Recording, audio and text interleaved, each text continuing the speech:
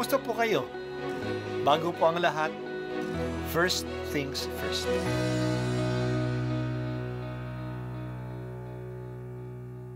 Good morning po. Sinisimulan po natin ngayon ang first things first. At dito po, tinatalakay natin sa unang bahagi ng umaga natin ay ang first readings na binabasa po sa banal na misa. Ito pong tinatalakay natin kasi madalas po marami na tayong alam tungkol sa gospel readings. Pero konti po ang nagsasalita sa first readings. Pero ang first readings, bahagi din po yan ng Biblia, ng banal na kasulatan. Kaya susubaybayan po natin ang mga first readings, basahin po natin at kuminsan kailangan ng basahin ng 2 o 3 beses bago maintindihan kasi hindi po tayo familiar sa mga istorya at sa mga kaisipan na tinatalakay dito. Ang pagbasa mula sa aklat ni Propeta Jeremias. Ipinabatid sa akin ng Panginoon ang masamang balak ng mga kaaway ko. Ako'y parang maamong tupang dinadala sa patayan at hindi ko nalalamang may masamang balak pala sila sa akin. Wika nila, putulin natin ang puno habang malusog. Patayin natin siya nang wala nang makaalaala pa sa kanya. At dumalangin si Jeremias, Panginoon, ikaw ay hukom na makatarungan.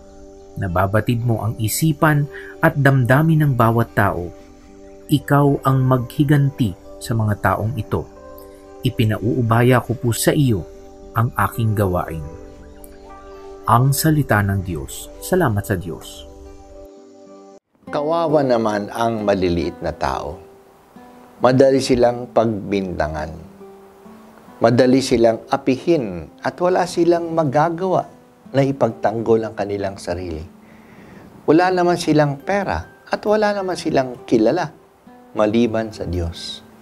Yan ang kalagayan ni Propeta Jeremias. Wala siyang kamuang-muang na pinaplanuhan na pala siya na ipabagsak. Sino ang bumabalak nito? Ang mga leaders ng kanyang bayan, ang mga prinsipe, ang mga punong saserdote at ang mga propeta ng hari. Gusto siyang ipabagsak kasi ayaw ng mga leaders ang message niya na ang pagsalakay ng mga taga-Babylonian sa kanila ay parusa ng Diyos sa kanilang pagsuway sa Kanya. Hindi nila mapipigilan ang parusang ito kung hindi nila tigilan ang kanilang pagkakasala. Iyan ang sabi ni Propeta Jeremias. At ayaw nila itong tanggapin.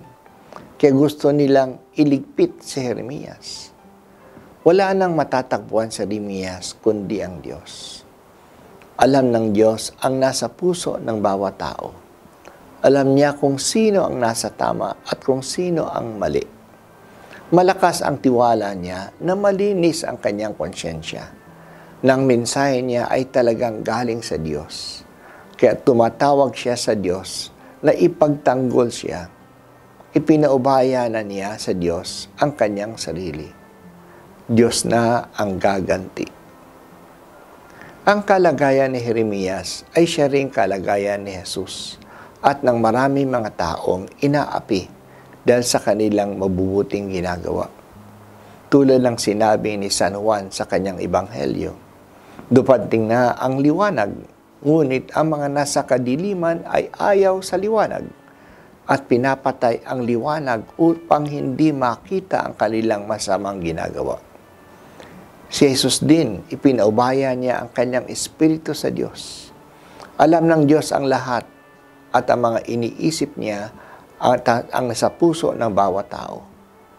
Mahalaga talaga na matatag ang ating tiwala na ang Diyos ay makatwiran. Itutuwid niya ang lahat. Hindi siya magpapabaya sa pagpaparusa sa masasama at sa pagliligtas sa mga mabuti. O Panginoong aking Diyos, ang pag-asa ko ay lubos na nasa iyo. Iligtas mo ako at tulungan sa mga kahirapan na hinaharap ko.